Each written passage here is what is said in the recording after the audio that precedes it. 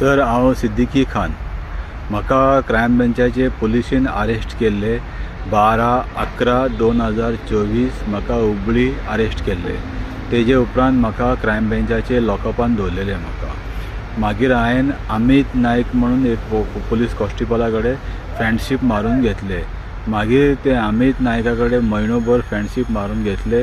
ताका हांवें सांगलें म्हाज्या नांवार खुबशे केसी आहा, लँड ग्रॅबिंग ते हे केसी खूब आसा आनी म्हाका मातसो बेल जावपाक कठीण.